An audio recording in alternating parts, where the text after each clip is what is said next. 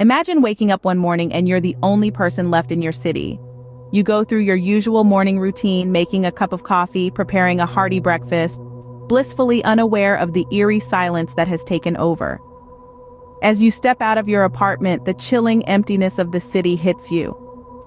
You walk down the street, your footsteps echoing through the deserted alleyways. There are cars still parked in their usual spots, but devoid of their drivers. The cafes where friends used to gather, the parks that echoed with children's laughter, the bustling marketplaces all now stand still, frozen in time. You search, you call out, but there's no response, no signs of life. The city, once buzzing with energy, is now a ghost town.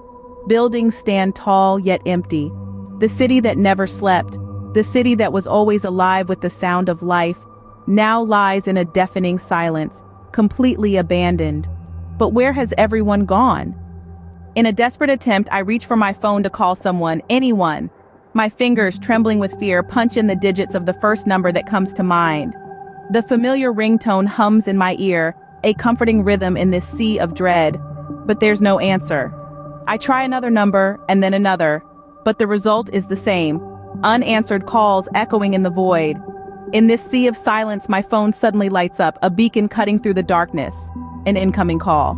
My heart pounds in my chest, the anticipation building with each pulse. I answer, expecting to hear a familiar voice, a lifeline in this nightmare. But there's nothing, just silence. An abyss of quiet that seems to swallow me whole. A chilling silence rings in my ears, amplifying the solitude. But then I hear it, a faint whisper, a plea for help. The whisper leads me to an old, decrepit house at the end of my street. There it sits, a gloomy monolith of peeling paint and sagging timbers. Its windows, void of any life, stare blankly back at me. The front door, gnarled and weather-beaten, creaks ominously as it swings open, inviting me into its cobweb-filled corners. Every step I take echoes through the eerily silent halls, amplifying the sense of isolation.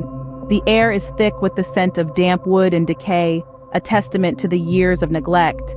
As I venture deeper, the house seems to come alive. Doors slam shut with a chilling finality, lights flicker in a spectral dance, and a cold breeze sweeps through, raising the hairs on the back of my neck.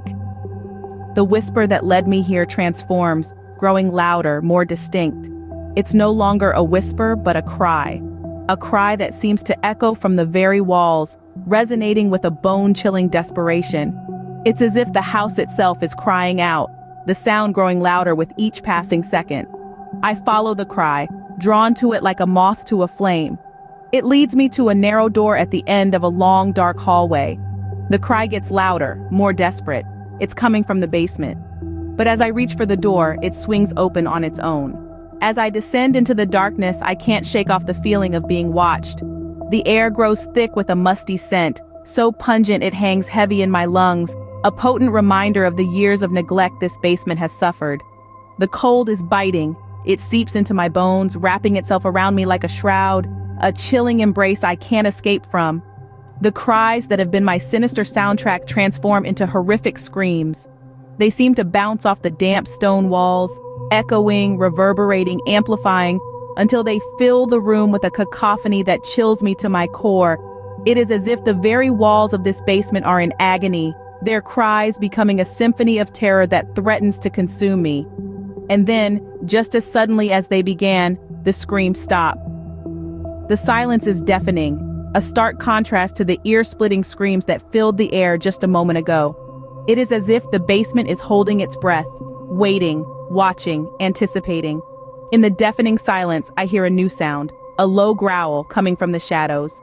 It's a sound that promises danger, a primal warning that sends a jolt of fear coursing through my veins. And then I feel it, a cold, clammy hand grabbing my shoulder.